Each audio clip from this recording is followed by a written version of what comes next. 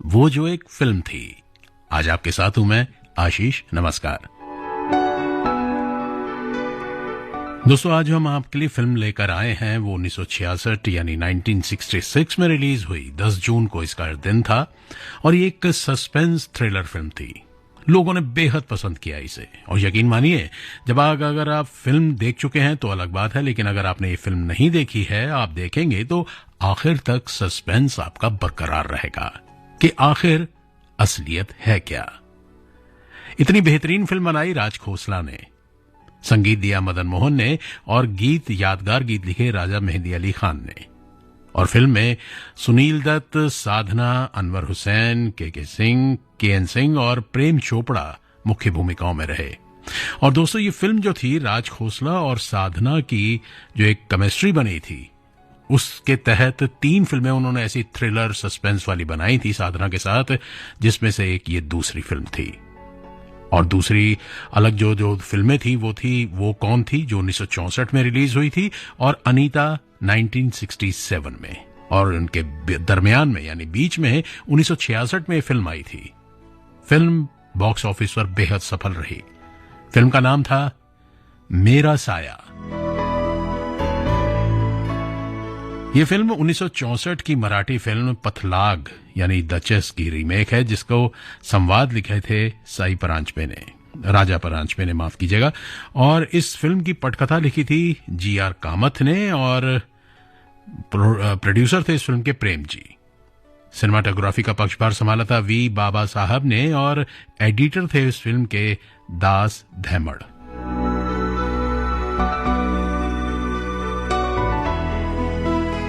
Film में साधना का character जो था दोस्तों, वो था डबल रोल वाला। और सुनील दत्त बने थे ठाकुर राकेश सिंह के किरदार में थे, और साधना थी गीता, और रैना का दूसरा नाम होता है निशा। ये दोनों किरदार निभाए थे साधना ने। इसके बाद शिवराज डॉक्टर के किरदार में थे, के.एन. सिंह जो थे वो वकील के किरदार में थे, अनवर हुसैन बने थे इंस्पेक्टर दलजीत। इसके अलावा प्रेम चोपड़ा थे डाकू सूर्यवीर सिंह और रंजीत के किरदार में। मनमोहन थे और धूमल, मुकरी, जगदीश सेठी छोटी छोटी भूमिकाओं में, लेकिन यादगार और असरदार भूमिकाओं में थे।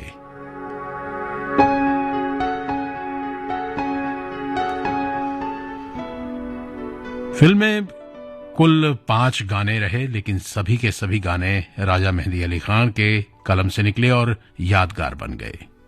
मदन मोहन ने पुरसुकून संगीत तैयार किया इस फिल्म का। और फिल्म की कहानी होती है शुरू के राजघराने के संपन्न जो हैं ठाकुर साहब यानी राकेश सिंह एक वकील हैं, और वो अपनी खुशहाल शादीशुदा जिंदगी जी रहे हैं। बेहद प्यार करते हैं वो अपनी गीता से। हायर स्टडीज यानी उच्च शिक्षा के लिए वो लंदन जाते हैं, और 1 साल के बाद ही उन्हें पता चलता है, खबर आती है कि उनकी पत्नी बेहद बीमार है, तुरंत वापस आ जाइए। बस फिर क्या था, ये सुनना था कि राकेश जो हैं ठाकुर राकेश सिंह तुरंत हवाई जहाज पकड़ते हैं और वापस आ जाते हैं, क्योंकि वो अपनी गीता से करते हैं बेहद प्यार। लेकिन ये क्या, जैसे ही कदम रखते हैं हवेली में, तो देखते हैं कि उनकी गीता हमेशा के लिए उन्हीं की बाहों में आखिरी सांस लेकर अलविदा कह गई है। राकेश की तो मानो दुनिया ही पलट गई। ठाकुर साहब के सामने जो शहर सर नवाता था, आज भी उनके दुख में शामिल हो गया। कांधे से कांधा मिलाकर उनके सामने खड़ा है, उनकी हवेली पर मौजूद है। सभी को दुख है गीता के यूं चले जाने का। अभी तो शादी हुई थी दोनों की, कितने खुश थे दोनों के दोनों, मानो पूरे जहां की खुशियां ठाकुर राकेश सिंह को मिल गई। एक एक क्षण, एक एक पल उसे रह कर गीता के साथ बिताया हुआ याद आने लगा।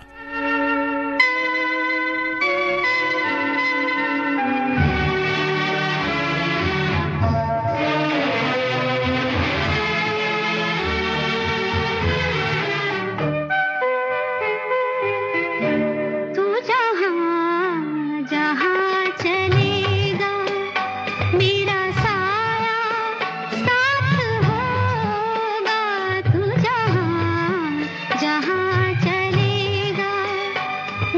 साया साथ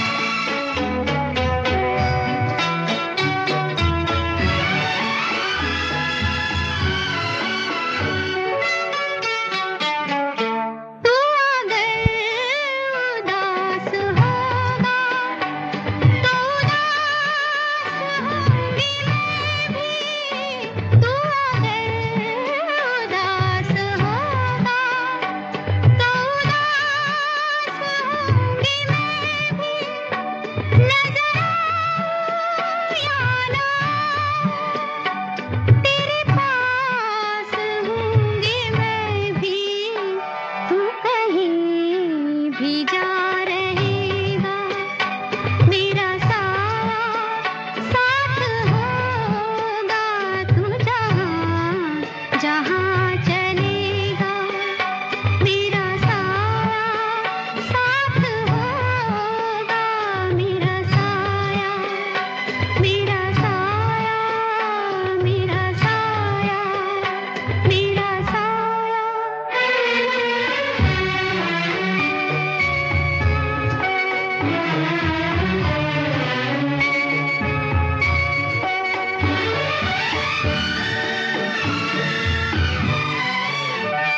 मैं अगर बिछड़ भी जाऊं, कभी मेरा हम न करना, मैं अगर बिछड़ भी जाऊं, कभी मेरा हम न करना, मेरा प्यार याद करके कभी आँख नम न करना, तू जो मुड़ के देख लेगा, मेरा साया साथ होगा, तू जहाँ जहाँ चलेगा, मेरा साया साथ होगा, मेरा साया, मेरा साया, मेरा साया, मेरा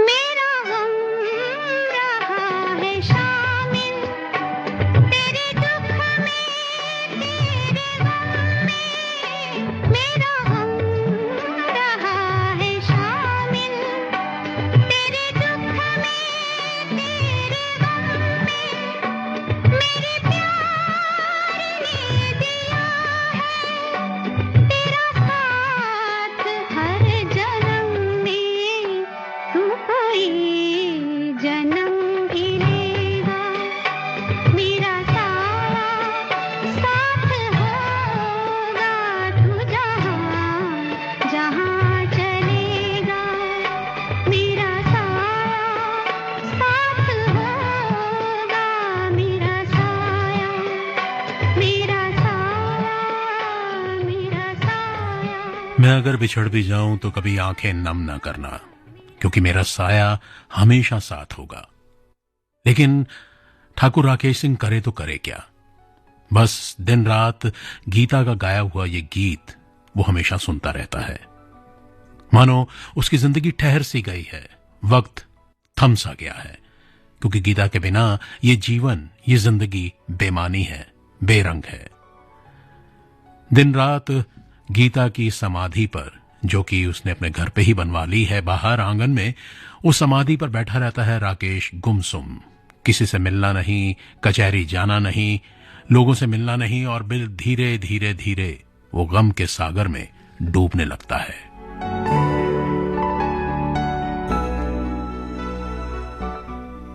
घर वाले तमाम लोग, नौकर चाकर, दाईमा, सभी परेशान हैं कि आखिर राकेश ने कौन सा गम अपने सीने में दफन कर लिया है, दिल को लगा लिया है, क्यों नहीं वो लोगों से मिलता।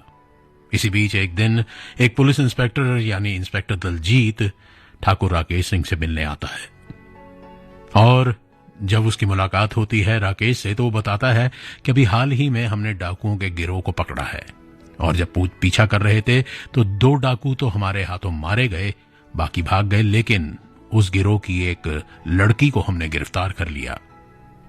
हैरानी की बात यह कि लड़की, जिसका नाम है रैना, वो खुद को राकेश की पत्नी बताती है। आखिर ऐसे कैसे हो सकता है? राकेश एकदम कहता है, मैंने अपने हाथों से अपनी पत्नी का अंतिम संस्कार किया है, उसने मेरी बाहों में आखिरी सांस ली, दम तोड़ा। वो लड़की झूठ बोलती है, तब इंस्पेक्टर कहता है कि मैं भी जानता हूं वो झूठ बोलती है, लेकिन हम क्या करें। वो दावा करती है और उसकी शक्ल हूबहू आपकी पत्नी गीता से मिलती है। राकेश ये सुनता है तो और हैरान हो जाता है। वो तय कर लेता है कि वो उस लड़की से मिलेगा और उसके झूठ का पर्दाफाश करेगा। इंस्पेक्टर के मुताबिक वो लड़की एक बेहद मशहूर बदनाम डाकुओं के गिरोह की लड़की है।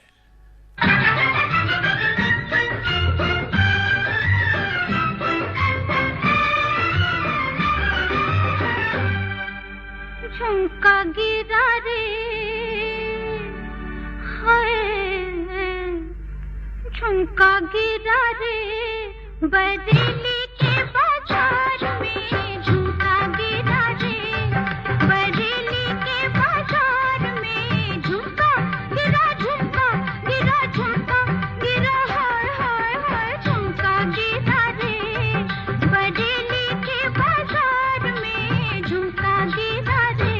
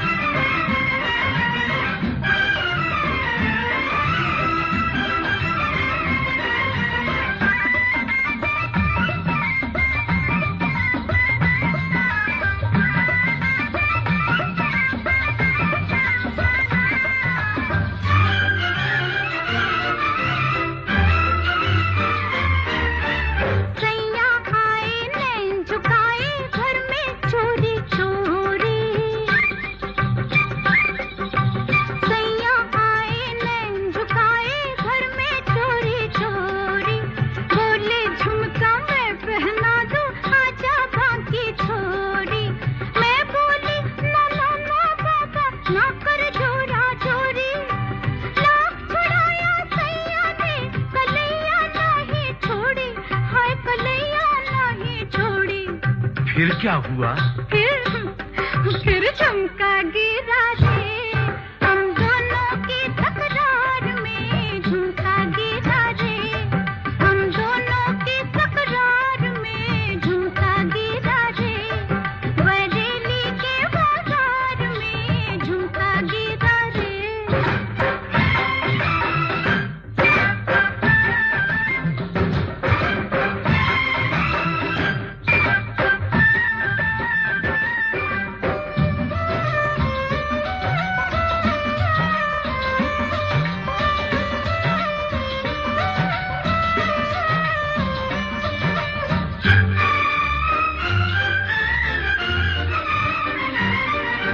घर की छत पे मैं खड़ी गली में दिलबर जानी, घर की छत पे मैं खड़ी गली में दिलबर जानी, हंस के बोले नीचे आ अब नीचे आ दीवानी, या अंगूठी फेंक अपनी या छल्ला दे निशानी, घर की छत पे खड़े खड़े मैं हुई शर्म से पानी, मैं हुई शर्म से पानी। फिर क्या हुआ?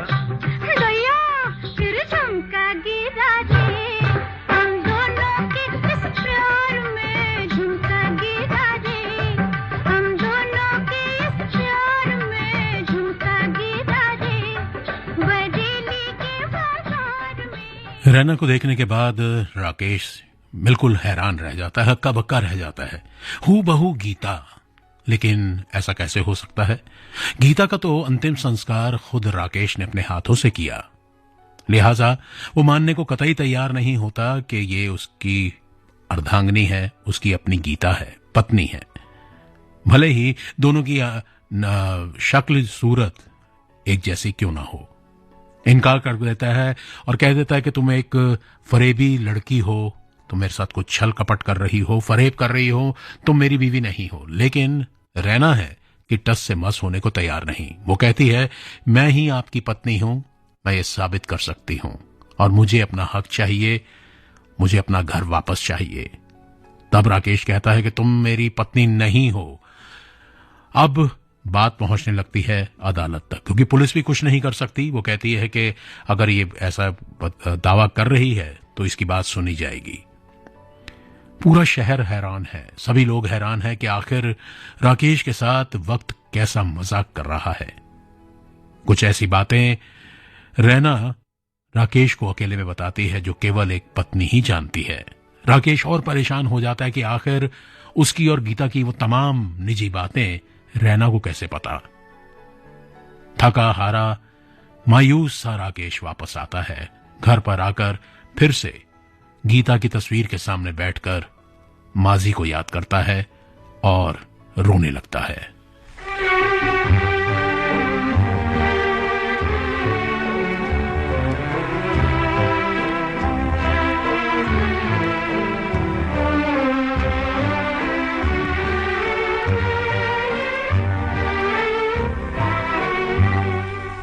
आपके पहलू में आकर रो दिए, आपके पहलू में आकर रो दिए, दास्ताने गम सुनाकर रो दिए, आपके पहलू में आकर रो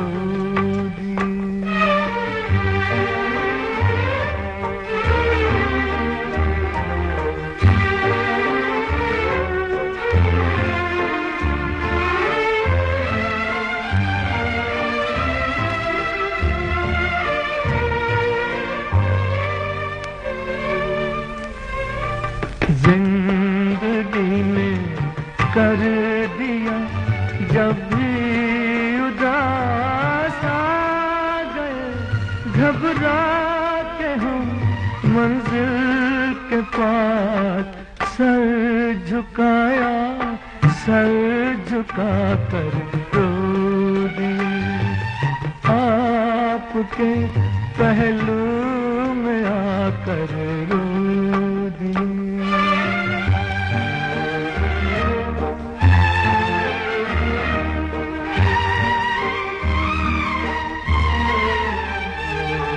शाम जब आंसू बहाती आ गई, शाम जब आंसू बहाती आ गई, हर तरफ गम की उदासी छा गई, दीप यादों के जलाकर रो दिए, आपके पहलू में आकर रो दिए।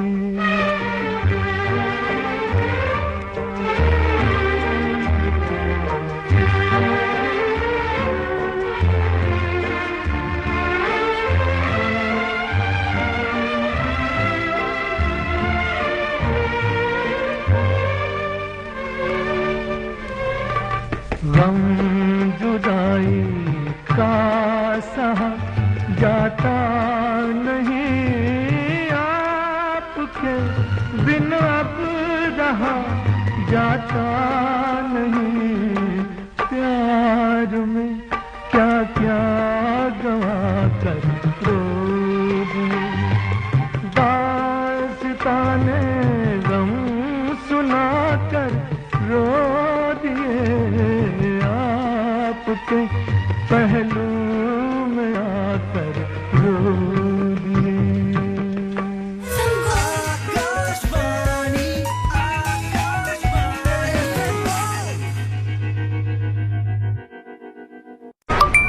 यार मैं तो थक गया हूँ इन अनचाहे कॉल्स और स्पैम मैसेजेस से। तो उन्हें बोल दो ना, डू नॉट डिस्टर्ब। क्या? ट्राई डीएनडी ऐप के द्वारा आप अनचाहे कॉल व एसएमएस रिपोर्ट कर सकते हैं, जिससे इन्हें भेजने वालों के खिलाफ कार्यवाही करने में मदद मिलेगी। अरे वाह, ये तो कमाल का ऐप है। कहाँ मिलेगा? Try DND app play store, app store और ट्राई की वेबसाइट से डाउनलोड कर सकते हैं। आसान सेटअप व सरल इंटरफेस, समस्त टेलीकॉम सर्विसेज प्रदाताओं से जुड़ी हुई ट्राई डीएनडी ऐप, शक्तिशाली, आसान व सरल। ट्राई डीएनडी ऐप डाउनलोड करें व आसानी से अनचाहे कॉल और मैसेजेस रिपोर्ट करें। रिपोर्ट करो, स्पैम मुक्त बनने में मदद करो।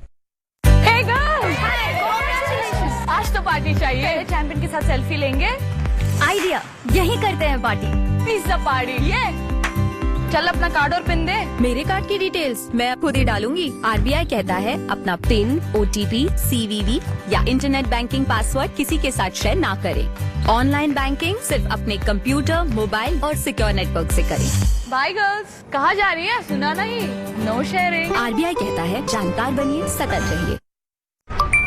यार मैं तो थक गया हूँ इन अनचाहे कॉल्स और स्पैम मैसेजेस से। तो उन्हें बोल दो ना, डू नॉट डिस्टर्ब। क्या? ट्राई डीएनडी ऐप के द्वारा आप अनचाहे कॉल व एसएमएस रिपोर्ट कर सकते हैं, जिससे इन्हें भेजने वालों के खिलाफ कार्यवाही करने में मदद मिलेगी। अरे वाह, ये तो कमाल का ऐप है। कहाँ मिलेगा? Try DND app play store, app store और ट्राई की वेबसाइट से डाउनलोड कर सकते हैं। आसान सेटअप व सरल इंटरफेस। समस्त टेलीकॉम सर्विसेज प्रदाताओं से जुड़ी हुई ट्राई डीएनडी ऐप शक्तिशाली, आसान व सरल। ट्राई डीएनडी ऐप डाउनलोड करें व आसानी से अनचाहे कॉल और मैसेजेस रिपोर्ट करें। रिपोर्ट करो, स्पैम मुक्त बनने में मदद करो। आज फिर लेट हो गए? अरे यार वो रवि मिल गया था, फिर बाहर ही बैठ गए थे। क्यों बैठे थे बाहर? क्यों ना बैठूं, बस इसीलिए क्योंकि उसे एड्स है। एड्स गले मिलने, साथ बैठने से और एक साथ खाना खाने से नहीं फैलता। मुझे पता है, HIV एड्स असुरक्षित संबंध, संक्रमित सुई या संक्रमित महिला से उसके बच्चे को होता है। इसीलिए तो कह रही हूँ, बाहर क्यों बैठे थे? रवि भैया को घर ही ले आते। एड्स से पीड़ित व्यक्ति को दूर नहीं, हमारे साथ की जरूरत है। इसलिए ध्यान रखें और याद रखें कि एड्स छूने से, बात करने से, एक साथ खाना खाने से बिल्कुल नहीं फैलता। एड्स से जुड़ी अधिक जानकारी के लिए 1097 पर कॉल करें। Haryana state AIDS control society द्वारा जनहित में जारी।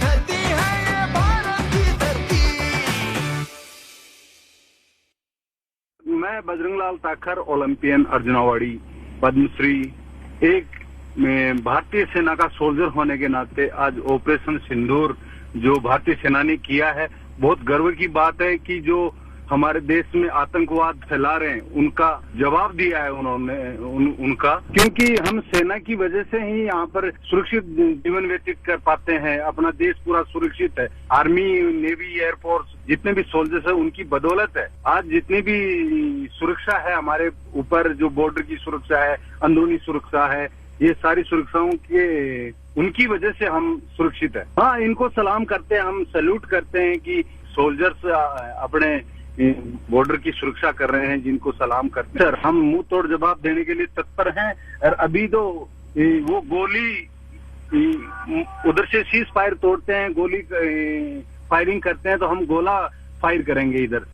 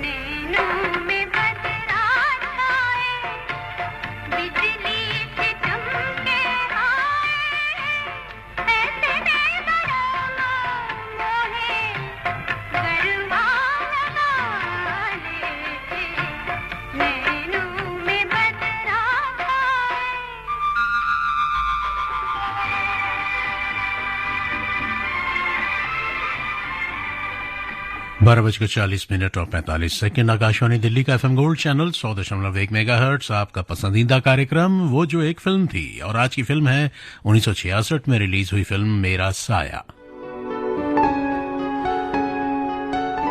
अब राकेश को रह रहकर गीता की हर वो चीज याद आती है जो गीता के साथ बिताए हुए पल होते हैं। वो सोचता है कि आखिर वक्त ने उसके साथ ये भद्दा मजाक, ये क्रूर मजाक आखिर किया तो किया क्यों? क्या बिगाड़ा था राकेश ने और गीता ने किसी का? सुनहरे सपने संजोए थे आने वाले कल के लिए, लेकिन ये आखिर हो क्या गया? क्यों गीता उसको छोड़कर हमेशा हमेशा के लिए इस दुनिया से चली गई? इतना दुख उसको गीता के जाने का था, उतना ही दुख उसे ये हो गया है कि उसके जख्मों को कुरेदा जा रहा है। समाज के सामने उसे रुस्वा किया जा रहा है। एक अनजान लड़की जिसे वो जानता नहीं, बस उसकी शक्ल मिलती है गीता से। डाकू की रोग की लड़की रैना अब वो गीता होने की बात कर रही है, दावा कर रही है। दोनों में बहस होती है। राकेश मानने को तैयार नहीं कि ये लड़की उसकी पत्नी है। मामला अब अदालत में पहुंच जाता है। अदालत में पूछा जाता है रैना से कि क्या तुमने अपने लिए कोई वकील किया है या अदालत तुम्हारे लिए कोई वकील करके दे? तब रैना कहती है नहीं, मैं अपना केस खुद लड़ूंगी, अपनी पैरवी खुद करूंगी। और दूसरी तरफ उसकी जिरह शुरू होती है राकेश से। राकेश उसे जो जो सवाल पूछता है उसका वो सही जवाब देती है। राकेश हैरान है कि आखिर वो बातें जो केवल गीता को और उसको मालूम थी वो ये लड़की आखिर कैसे जानती है। अब उसका शक और गहराने लगता है कि हो ना हो ये लड़की कोई चाल चल रही है।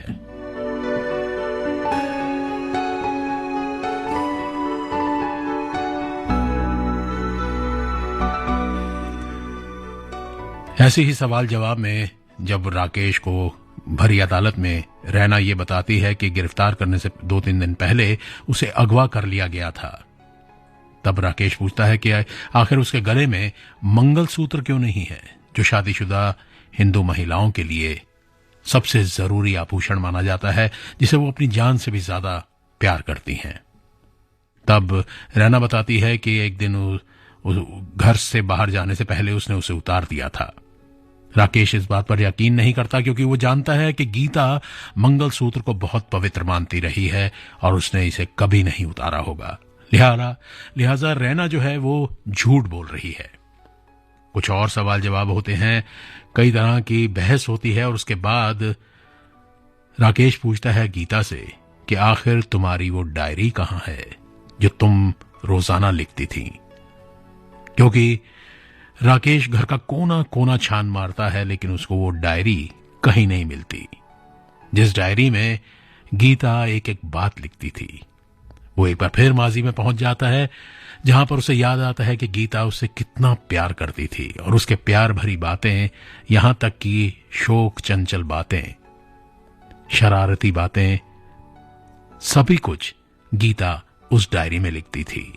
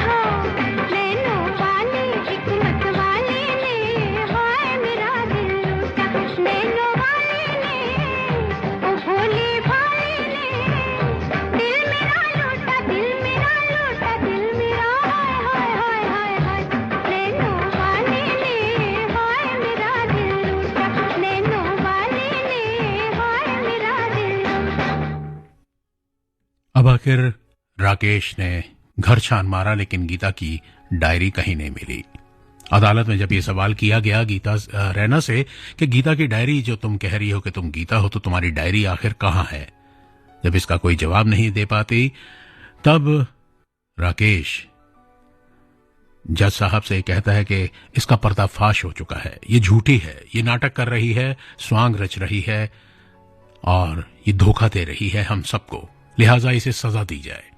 इसी बीच एक नया रूप आता है रैना का सबके सामने और वो पागलपन का नाटक करती है, जैसे वो एकदम बदहवास सी हो गई है, आपे से बाहर हो गई है। उसका ये रूप देखने के बाद अदालत रैना को एक पागल खाने में भिजवा देती है।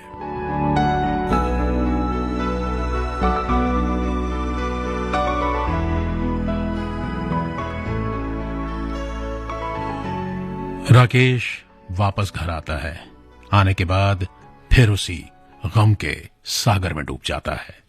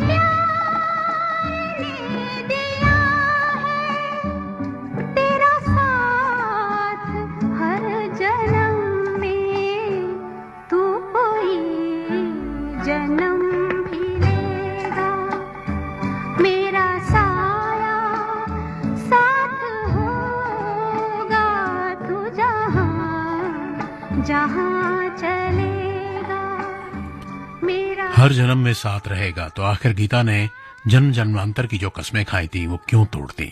राकेश यही सुनता रहता है, सोचता रहता है और इसका गीत गीता का बार बार सुनता है। दोस्तों, ये वही गीत होता है जो लता मंगेशकर द्वारा गाया गया और इस फिल्म का आधार माना गया, और ये फिल्म में कई बार चला, लेकिन हर बार इसकी सोच अलग थी, साज जिसे कह सकते हैं मौसीकी अलग थी। कभी खुशी का लम्हा लिए ये गीत आता है तो कभी गमजदा करता हुआ राकेश को आता है। बहरहाल, पागलखाने से रैना भाग निकलती है एक रात को और पहुंच जाती है राकेश के घर, और वहां जो वो राकेश को बताती है वो सुनने के बाद राकेश के मानो पैर तले जमीन निकल जाती है। वो बताती है कि उसका असली नाम गीता ही है और उसकी जुड़वा बहन थी निशा, जो उसकी मां की तरह ही एक डाकू थी, और उसकी मां डाकू थी, बहन डाकू थी। ये बात उसने राकेश को छुपाई। अपने अपराधी परिवार के बारे में उसने राकेश को कुछ नहीं बताया था और शादी कर ली थी। और वो बताती है कि एक रात जब तुम घर पे नहीं थे, तुम बाहर थे, मेरी बहन बहुत ही बीमारी की हालत में मेरे पास आई। हालांकि मैं उसे नाता तोड़ चुकी थी, लेकिन उसने हाथ जोड़कर भीख मांगी कि मुझे अंदर आने दो, मैं बहुत बीमार हूं। 2 दिन से मैंने कुछ खाया नहीं है। तरस खाकर मैंने उसे घर में बुलाया और देखा कि उसका बदन तप रहा है। सारी रात मैं उसकी तीमारदारी करती रही, लेकिन वो ठीक नहीं हुई। अगले दिन मुझे एहसास हुआ कि अगर यूं ही ये बिना इलाज के पड़ी रही तो मर जाएगी। लिहाजा मैंने अपना मंगलसूत्र उतारा, उसको पहनाया, अपने कपड़े उसे पहनाए ताकि इस कमरे में अगर कोई आए तो वो यही समझे कि मैं लेटी हूं। और उसके बाद मैं उसकी दवा लेने के लिए घर से बाहर निकल गई। लेकिन जैसे ही वो घर से बाहर निकलती है, डाकू रंजीत सिंह उसे निशा समझकर उठा ले जाता है। और रंजीत को जब अपनी गलती का एहसास होता है अपने डाकू के अड्डे पर पहुंचने के बाद, तो वो वापस वो करने आता है गीता को राकेश के पास वापस। इसी बीच पुलिस के साथ मुठभेड़ होती है और वहां उसे लगती है गोली, और मरने से पहले वो राकेश को बताता है कि असल में ये निशा नहीं, ये गीता है।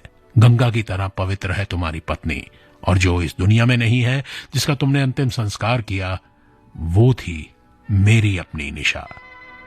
ये सुनने के बाद राकेश को सच्चाई का पता चल जाता है, और इस तरह से जो गम के बादल छाए थे राकेश और गीता की जिंदगी में, वो अब छटने लगते हैं। और अब फिर से गीता के साथ खाई कस्में उसके जीवन का आधार बन जाती हैं। मेरा साया साथ होगा, तू जहां जहां चलेगा। मेरा साया साथ होगा, मेरा साया मेरा साया मेरा साया मेरा साया। दोस्तों, ये थी फिल्म मेरा साया की कहानी और उसके गीत। उम्मीद है आपको पसंद आए होंगे।